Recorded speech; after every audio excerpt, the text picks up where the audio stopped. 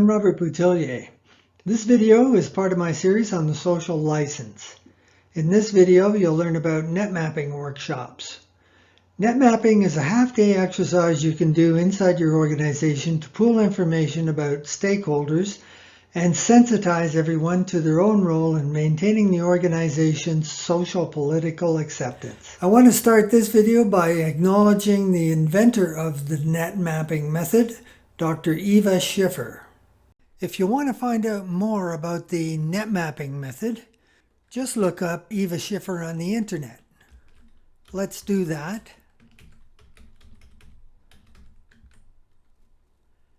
And there she is. There's Eva. And she has a website that explains everything about the net mapping process. Eva developed this process when she was doing her PhD thesis, and she uses it in community development projects. The participants in her projects are the stakeholders themselves, usually members of the villages she's working with. The participants find that it helps them identify which relationships they need to strengthen in order to have the social capital that will allow them to reach their goals. I've adapted the method for use by organizations that want to better understand their stakeholders. For in-person workshops, I use index cards to represent stakeholders and lengths of colored yarn to represent the links among them. With the pandemia, my colleague Dr. Kyle Barr and I have developed an online version in which you can represent stakeholders as circles on our web app and show the connections among them with lines. Okay, here we are at our web app. Nothing to download, nothing to install. Just go to the website with your username and password and start making a network map of your stakeholders. First thing you want to do is create some nodes. So over here on the left, click Add Nodes. Okay, so this lets you put the name of a node in this line here. I'm going to start by making 4 nodes. So I keep clicking that and it gives me 4 lines to put names on. Let's use names related to a scenario where an exploration program is being proposed in a rural area. So you'll have farmers. You'll have the municipality,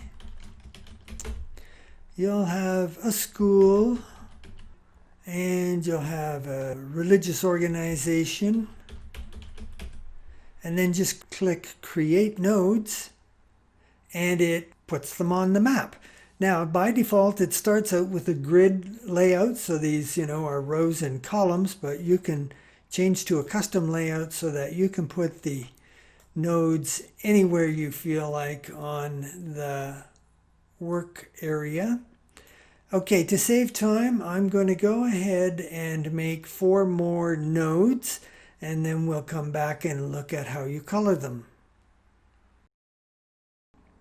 Okay, now I've created 8 nodes and expanded the description of their label. What we want to do now is use color to indicate what level of social license we think they grant. And we'll just make it simple by using only 3 colors. We'll use red for a withdrawn social license, yellow for a low social license, and green for a high social license. Okay, if you use Shift Drag, you can highlight several nodes at once. Let's highlight all of these and go over here to colors and make them red. So that means these all withhold the social license. Now going to the women's group, if I use Control click with that node and Control click with that node, these two are highlighted together. Let's say they grant a low social license. And now the remaining 3, Control click, Control click, Control click, will say they grant a high social license, which is green. Okay, we've got the nodes, we've got them labeled, their color shows what level of social license they grant. The next thing we want to do is show the ties between them, the relationships between them represented by lines. Okay, now we're ready to add some lines among the nodes in order to represent the relationships we think they have amongst themselves. So we go to the left and click Add Links. And then we put the name of which node we want the link to go from. So let's say Farmers Association to the indigenous community.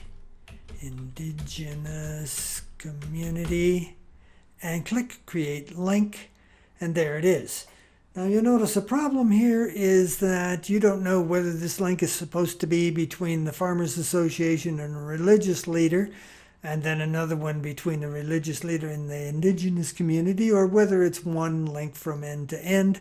But the easy way to handle that is now to change the layout to a circle layout, and it's easy to see that it's just one link between these two.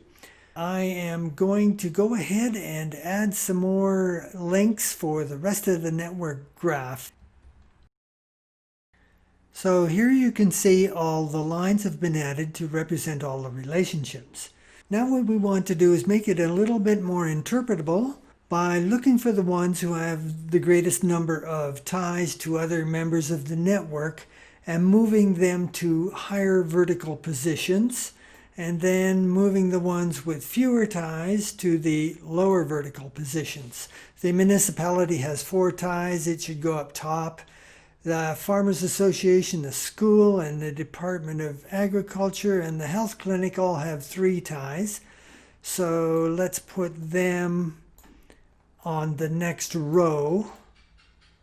The religious leader has 1 tie.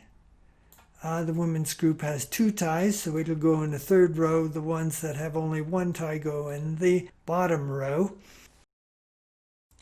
One more small refinement here. You'll notice that on any given row, the ones that have direct connections with more influential others are a little bit higher, and that indicates their ability to access greater influence through those direct relationships. For example, here in the bottom row, the religious leader has that direct connection with the municipality and therefore a little bit more direct access to influence, and so it's a little bit higher than the other one on the bottom row.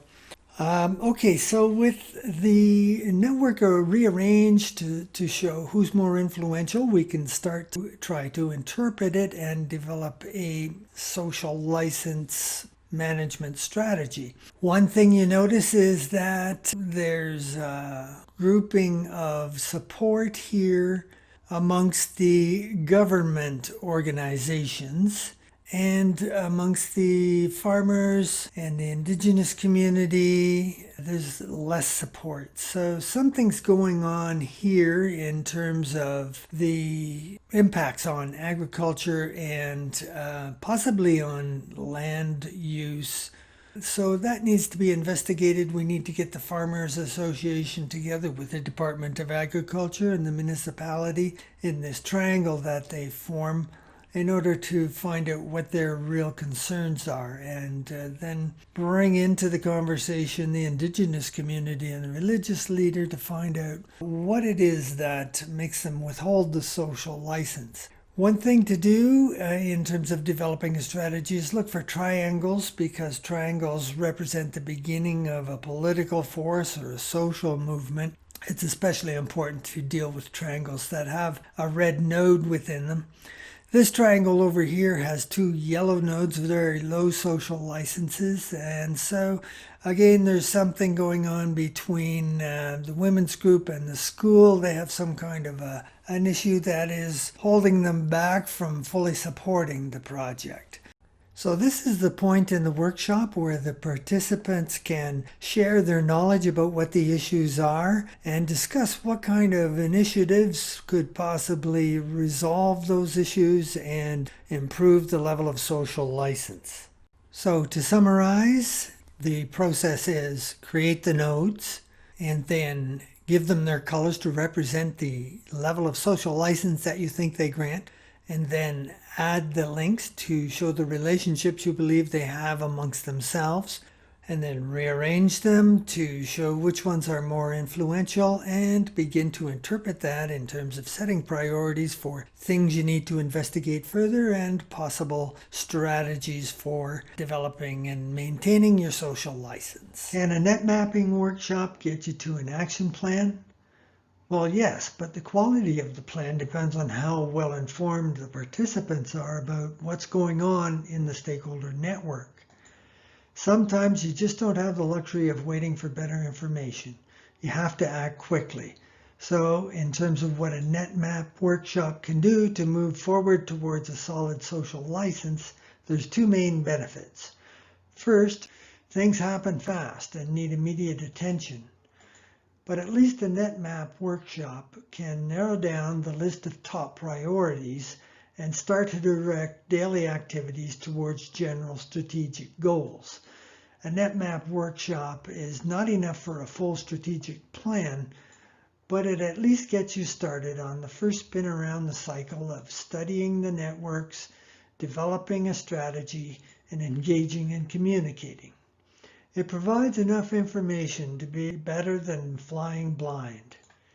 It also clarifies and helps prioritize what needs further investigation. Second, in big organizations, the stakeholder relations department cannot possibly keep track of all the impacts on stakeholders and stakeholders' impacts on the organization. It's like safety. Safety departments cannot be there monitoring everyone's work every minute of the day. Safety has to become everyone's responsibility, and so too with the social license. It has to become everyone's responsibility. The NetMap workshop is a good way to make that point to participants from various divisions of the organization. So, those are the basic steps in doing a NetMap exercise. But what for? Why do it? First, you can get a more complete view of who your stakeholders are. That's mostly because all the participants are pooling their knowledge, and because the visual nature of the task makes it easier to remember who all the parties are who might be affected or might choose to have an effect upon the project. At the same time, you see which ones are already aligned and where the coalitions are. Second, when you find out who is most well-connected, you actually discover who has more influence. There are different kinds of influence, but generally, the more connected a stakeholder, the more they can influence the social licenses granted by others. So this lets you see how influential your supporters and opponents are. And that gives you ideas about how you could make your supporters more influential by making them more well-connected. At the same time, you see who has the connections with the ambivalent stakeholders who could go either way. You can see right in front of you what it would take to move them into the supporter coalition.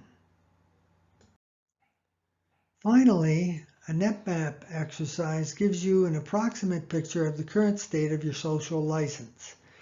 Keep in mind, though, that the social licenses on the NetMap came out of the heads of the workshop participants. They may or may not be accurate. For example, people who strongly support your organization's activity may be complaining about a specific issue, and that makes them look negative when they're really not. Conversely, those plotting a blockade or a legal challenge may try to keep quiet about it and therefore appear neutral when they really are not. So now you know what a net mapping workshop is. They usually take about 2.5 or 3 hours depending on how many people are participating. It's very involving and interactive even online, so the time really flies by. And if you want to learn more about how to develop a social license strategy, you could check out my website or read one of my books on the whole approach. Thanks for watching.